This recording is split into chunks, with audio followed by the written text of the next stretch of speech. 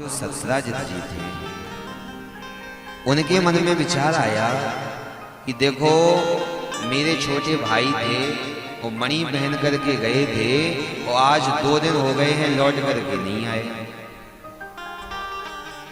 मुझे तो लगता है कि द्वारिकाधीश ने मुझसे मणि मांगी थी और मैंने तो दुख मना कर दिया था, तो हो ना हो ये मणि सत्सराजित द्वारिकाधीश ने मेरे भाई का वध कर दिया होगा और मणि को रख लिया होगा। ऐसा सत्सराजित जी के मन में विचार आया क्या? क्योंकि देखो भैया, हमारी किसी से लड़ाई हो जाए और हम उससे कहें भाई हम तुझे कल देख लेंगे, भाई अक्सर लड़ाइयां होती हैं और लड़ाइयों में गुस्से में निकल ही जाता है कि हम तुझे देख लेंगे, और अगले दिन उसका अपहरण हो जाए या उसका मर्डर हो जाए, तो भले ही आपने कुछ नहीं किया होगा पर शक सबका आपके ही ऊपर जाएगा।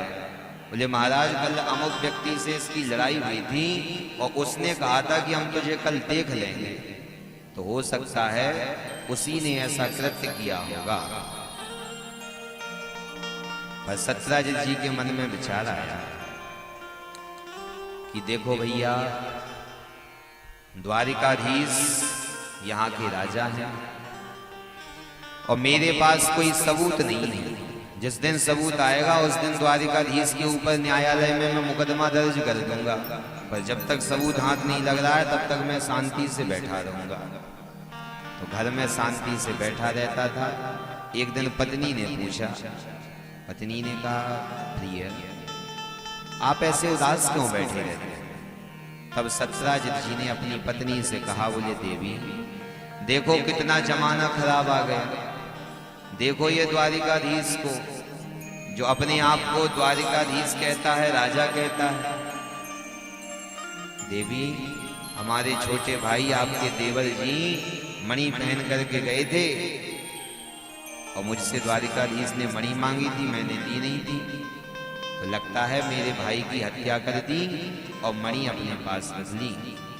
पर देवी क्या करें, बड़े लोग हैं, बड़े लोगों के खिलाफ आवाज उठाने में बड़ी हिम्मत जुटानी पड़ती है। अरे कोई ऐरा खैरा नट्ठू खैरा होता तो मैं भी चल करके उसे 2 गाली बक देता, पर बड़े लोग हैं, बड़े लोग फर्ज भी मान लेते हैं तो भी कहने में संकोच हो जाता है। तो महाराज क्या करें? देवी जब तक कोई सबूत नहीं लग जाता हाथ, तब तक ये बात तुम किसी और से नहीं कहना, और माताओं से ये कह दो कि देवी ये बात आप किसी और से नहीं कहना, तो फिर सोशल मीडिया से भी ज्यादा प्रचार प्रसार उस बात का हो जाएगा।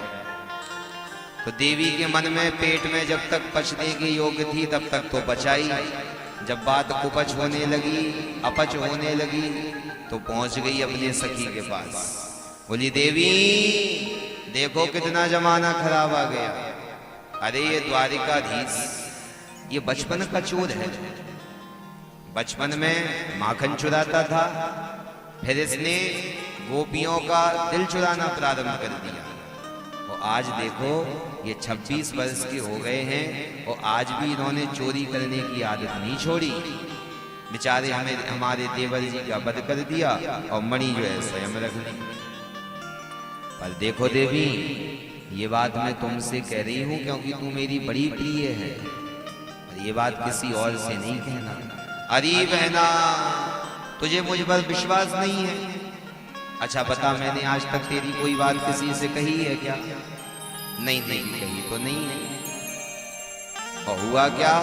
बोले करणे करणे जपन जनः, पड़ोसन से पड़ोसन, पड़ोसन से पड़ोसन, और फैलते फैलते बात पहुंच गई द्वारिकाधीश के पास। द्वारिकाधीश को लगा वाह भैया क्या बात है, हमने तो मणि चुराई नहीं, फिर भी हमारे ऊपर मणि का झूठा ही आरोप लग गया चोरी का। अब कुछ भी हो, यदि झूठा आरोप लगा है तो इसे मिटाना तो पड़ेगा। तुरंत जो है प्रसेन जी के रथ का अनुकरण करते हुए गए। जंगल में प्रसेन जी की सब मिल गया, लाश मिली, और फिर उसके आगे देखा तो शेरों के पदचिन्ह थे। शेरों का परचिन्ह देखते हुए गए तो शेर भी मरा मिला, और उसके आगे भालू के पैरों के निशान थे तो भालू के पैरों के निशान से आगे बढ़े, और भालू के पैरों के निशान से जब आगे बढ़े तो पहुंच गए पोरबंदर, जो इस समय गुजरात में है, जहां पर ये भालू की गुफा है। ये भालू कौन है? त्रेता युग के जामवंत जी हैं, और त्रेता युग से आज द्वापर में तक प्रतिष्ठित हैं। जामवंत जी की साधारण उम्र नहीं है, ये ब्रह्मा जी के अंशावतार हैं। और ब्रह्मा जी की उम्र कितनी है? हम लोगों के जब 10,000 वर्ष व्यतीत हो जाते हैं, कितने? 10,000 वर्ष जब हम लोगों के व्यतीत होते हैं, तब ब्रह्मा जी का एक दिन होता है। इतनी भयंकर आयु है ब्रह्मा जी की। ब्रह्मा जी के अंशावतार हैं जामवंत जी, और जो जामवंत जी त्रेता युग में थे, वही जामवंत जी आज द्वापर में भी। और त्रेता युग में तो महाराज जामवंत जी बूढ़े हो गए थे, क्योंकि मानस में बाबा ने कहा कि जामवंत मंत्री अति बूढ़ा। जब रामावतार में जामवंत जी थे तो अति बूढ़ा थे, बूढ़ा नहीं अति बूढ़ा। तो आप विचार करो कि जब त्रेता में अति बूढ़े थे तो द्वापर में कितने बूढ़े हो गए होंगे। और एक बात और आप लोगों को बताएं, प्रायः देखा जाता है कि गुफाएं जो होती हैं वो पर्वतों में होती हैं।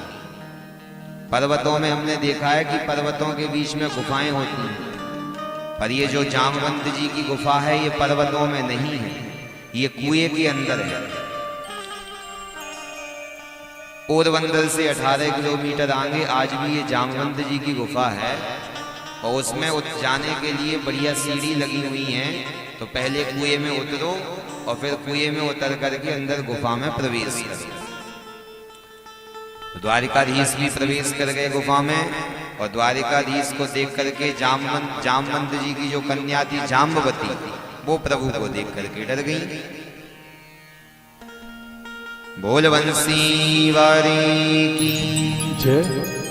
जैसे ही डर गई तो तुरंत जामवंत जी ने कहा, पुत्री क्या बात है? इतनी में जामवंत जी आए, प्रभु को देखे, देख करके एक मुक्का जमा दिए। प्रभु ने कहा, भाई मुक्का मारा है तो चपत मेरी भी चाक हो।